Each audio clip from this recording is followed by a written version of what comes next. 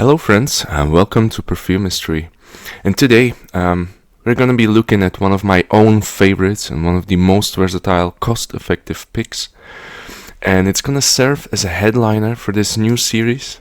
If you have been following me, you know that I try to do perfumes, but in a slightly different tone.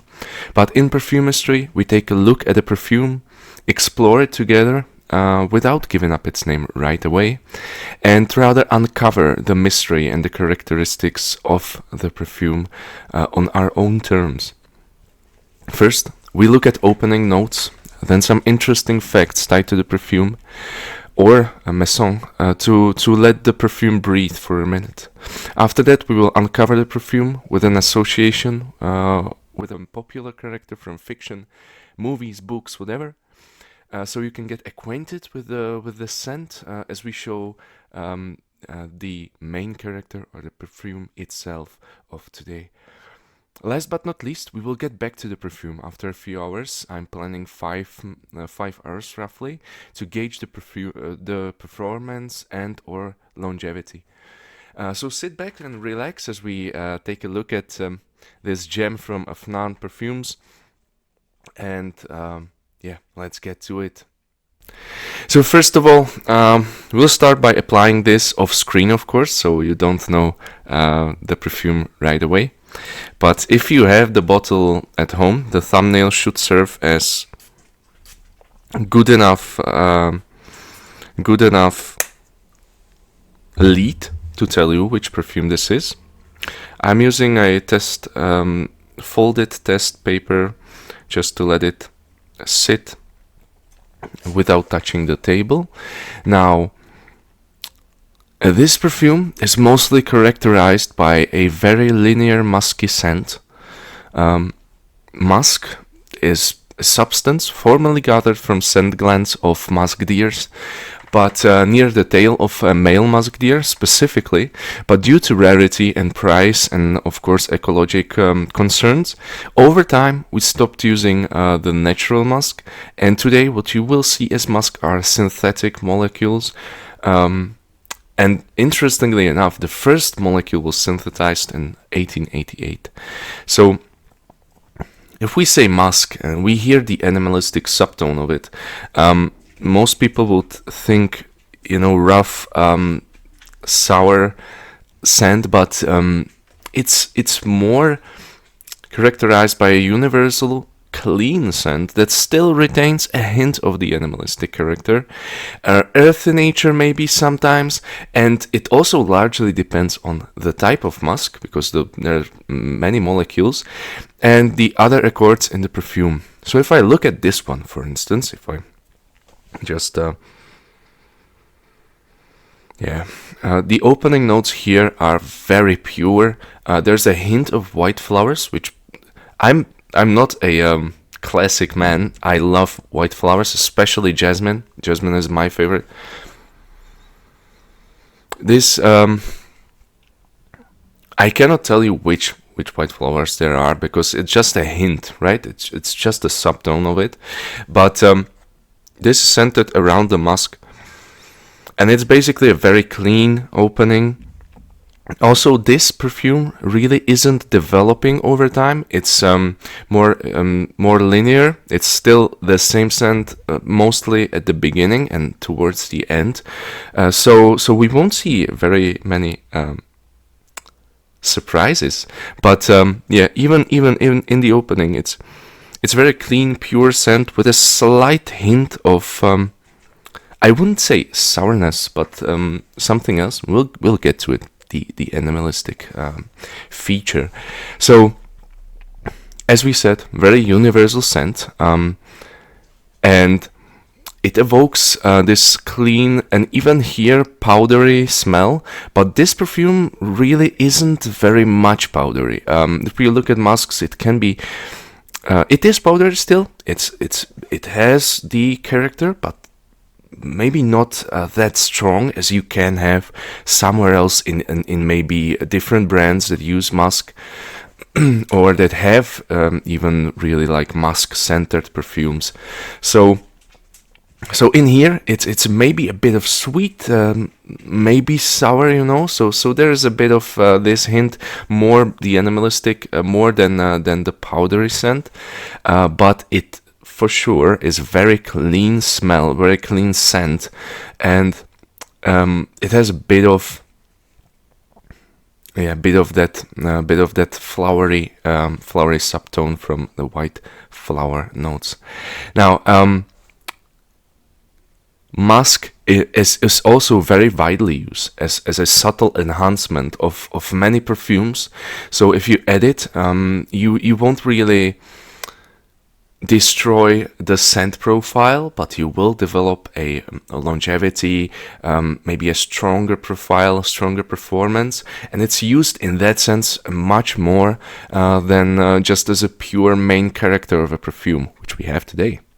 So you might see it in that role, and one of the facts why that might be, of course, is that 10% or 1 in 10 roughly of people won't be able to smell the musk scent. I forgot how it's called, how the condition is called, but 1 in 10. If you don't smell this perfume, unfortunately, it might not be for you. But hopefully that won't be the case if you decide to try it. But this one, for me, if we take this one for me really evokes the feeling as if as if I buried my face into a fur of a mystical white stag. Deep in a forest that's just so clean, and just feels out of this world almost. So that's my very short characterization. Sometimes I get the smell of clean clothes, so right along that way. And by this time, I have to say,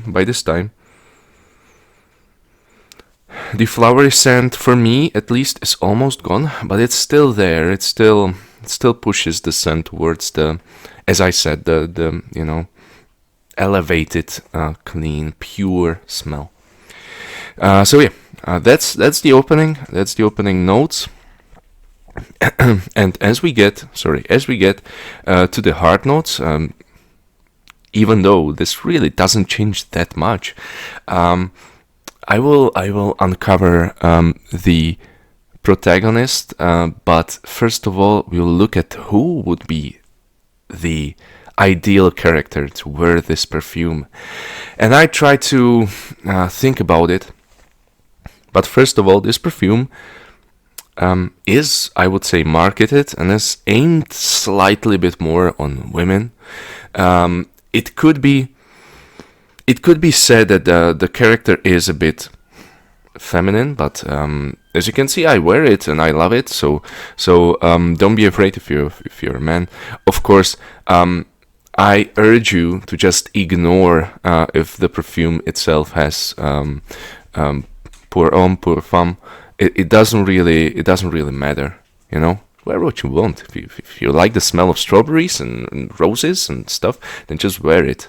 Don't ask questions. Don't doubt yourself. You love the smell, you wear it. And wear it with pride, because that's mostly the most important factor, that you like it and you feel great in it. So for us, the ideal wearer of this perfume would be Eowyn, the proud yet innocently naive shield maiden of Rohan, from, of course, The Lord of the Rings. Her character captures the purity of the main musky accord, while pointing to a very slightly more feminine character, as I said. But the white floral powder notes can also remind you of Rohan itself, and the white petals of Cymbalmine, covering the resting places of Eowyn's predecessors, as a connection with the heavenly aspect, as I said, pure scent, kind of out of this world, clean, Also, because as I said, it has that animalistic hint, slightly sweet, maybe a bit sour, scent that is, of course, reflected in the fields of Rohan, where the free horses just run around, and if you manage to tame one, this is what I would imagine goes through your senses. So we get all the different characters connected in this. Sorry. And also the horses themselves being a symbol of freedom and strength. Now, this perfume really does have a very solid performance. It's very strong, it's very noticeable. Well, it's not noticeable, but the performance, the longevity is great. Now, why do I say it's not noticeable that much? Because, as I said, it's very pure, slightly powdery smell, so it might not be, how would you put it, something to turn their heads off others.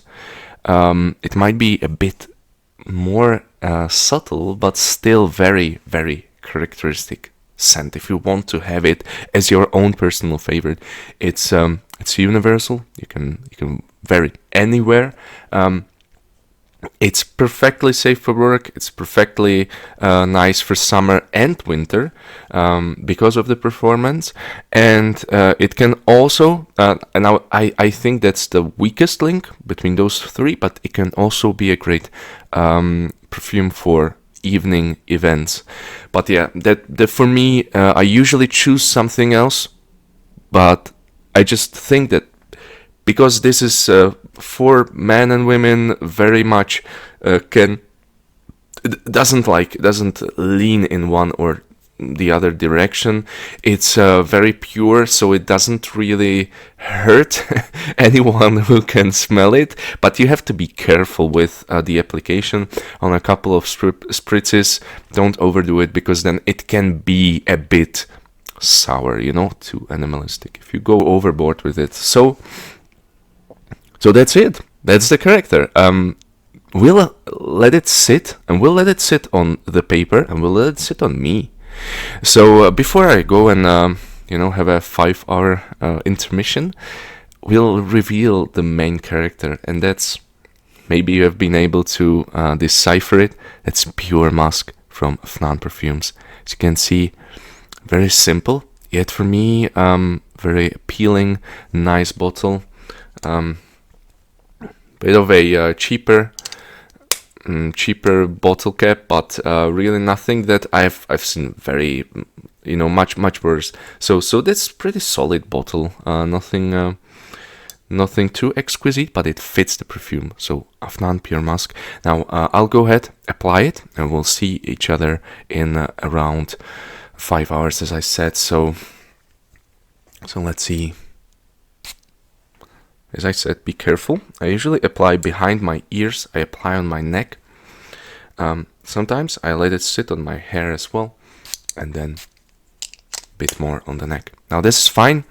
I'll be honest, I don't apply on hands, but we may try it just for today. Why not? So we'll try it. But my experience usually is on hands. It rubs down very quickly, and it just isn't as strong. It doesn't last as long as on the neck. And I usually spray on clothes as well. In this sense, it will be very useful, because we might be able to gauge how much it is, how much it can be smelled from the turtleneck. All right. So yeah, see you in 5 hours, I guess. It's been 84 years. No, I'm kidding. Welcome back. It's been roughly 5 to 6 hours of wearing this beauty. If we can help it a bit, maybe. Yeah. Afnan Pure Musk. And I'm loving it. Of course I am. During the dry down, it gets a bit more powdery, so that's one thing to keep in mind. But overall, the scent profile is still retained, still the same. Doesn't really change too much.